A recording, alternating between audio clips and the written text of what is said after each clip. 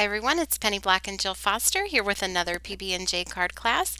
This is number 8 in our New Year New Card Sketches video series.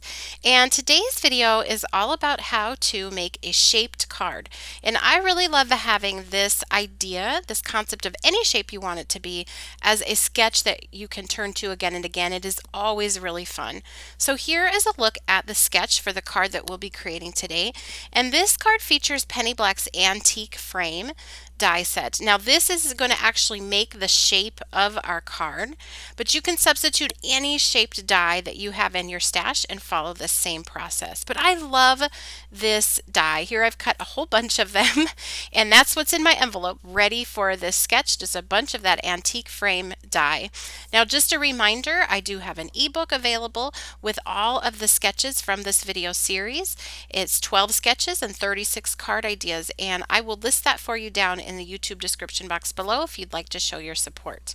So what I'm going to do is work on the main focal points that I want on this shaped card. So I have picked out my designs that I want on each card. This first one is from the set Scatter Love, and I stamped this cute little guy onto Canson 140-pound watercolor paper using watering can Archival ink. So it's a waterproof ink. It's just like a charcoal grayish black.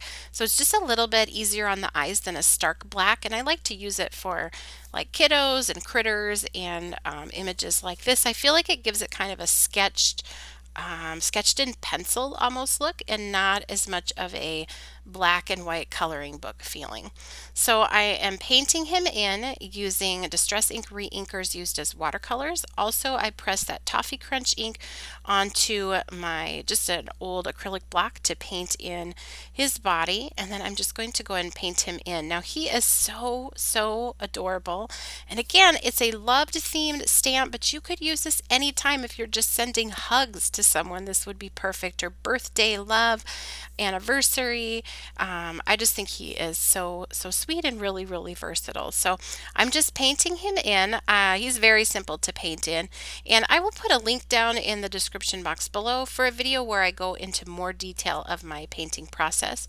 But essentially I just pick up that reinker color from my palette. When it comes off the palette it's very concentrated, so I put that down where I want the color to be darkest, then rinse off my brush, pat it dry, and go back to blend. And I can keep layering up colors like I'm doing here if I find I want it to be a little bit darker. So move on to his little basket following that same process. You can see I put down the darker color, and now I'm going back to blend that.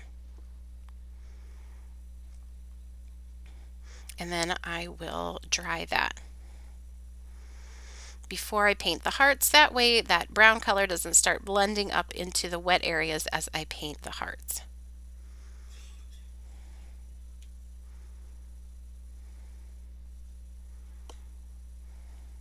And that guy is so easy to paint. Now I also wanted to show you another alternative.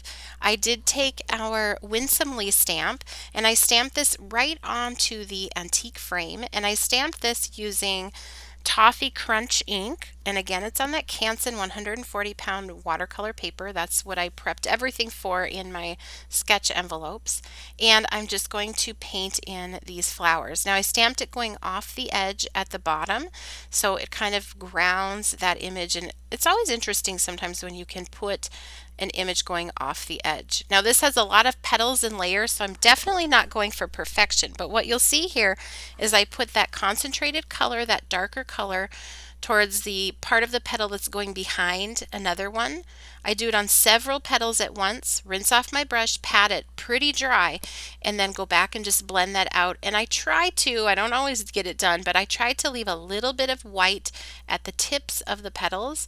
That helps the color not blend into the petal that's next to it and just gives it more life and dimension. But you see there, you can very quickly color in those flowers, and they are so pretty. This is a really beautiful stamp. Now I'm going to work on the leaves, so I'm putting down that concentrated darker color. I can work a couple of leaves at a time where I want it to be darkest. Then I'll rinse off my brush, pat it dry, and go back to blend. and the brush is pretty dry when I'm going back and doing that blending. And I'll just follow that same process around the entire image. Now, I cut a whole bunch of those antique frame pieces, so I'm going to use some to do some layering on this card. So I'm painting the top with that Evergreen Bough, and that is going to tie into those leaves that will be down at the bottom. And then on this card, I'm actually just going to ink it with some Toffee Crunch. I just wanted it to match the color of that little critter's body. It's a little darker, but it's in the same tones because it's the same ink. And now I'm going to do some stamping on these. Just a subtle tone on tone. So you could reach for a script, a geometric pattern, or you could even just emboss these and have some texture up there. So I'm going to do the same thing, and you can see as I'm making these cards, I'm working assembly line style for all three of the cards. Now for the mouse, I wanted him to be on this die cut. So I layered it with a darker red and a lighter red sort of offset, and I just love how he fits on there. So I'm going to tear off this top, and there's where you can see that stamped and inked piece just adds that little extra something, and I think the tear goes with that antique frame design. So I'm just going to kind of rough up those edges and then adhere that right on top, and then glue this down. And you can see you can use this sketch with very different images and even a very different design. Here I'm rotating it. I'm using a die cut sentiment as sort of a shelf for my main image for that mouse. Looking at positioning here, and on the other card I did my stamping right onto the antique frame panel, and I'm using just a very simple small sentiment, but the overall design is the same, and it's versatile enough that you can do lots of different things with it, so it's no big deal to prep it in advance. And I put a little glue on his feet and foam tape up by his head just to give him some extra dimension. Now to make the shaped card, I'm taking another one of those antique frame panels, and I just put it in my Fiskars paper trimmer and grabbed a bone folder, and there's like a little ridge there, or valley actually, and you can just rub your bone folder on there and you create that folded edge, and you're going to put your adhesive just above that scored line where you're going to fold it, and then position your card on top. And this antique frame has a distinct sort of part jutting out, and so it's easy to line things up and make sure you are scoring in the right place. So it's not exactly the same all the way around, which I find is very helpful. And you just put that together, and now you have a shaped card. And you can do this with any shaped die design. So I'm looking here, there's that distinct piece down at the bottom that sort of juts out from the edges, the antique edges, scoring at the top. And then I am going to fold that a little bit and then put my tape. This is just Scotch double-sided tape on a office tape dispenser, and put that at the top. And you can see how I layered up those different antique frame elements. I even stuck a third or a second piece above the flowers in purple, just peeking out a little bit. And then I will line this up, and my shaped card will be complete. And it will stand up. So here is a look at all of the cards using this sketch. I added a couple of little hearts and pearls just to finish that one off a little bit. And here is the more elegant card with the direct to the panel stamping.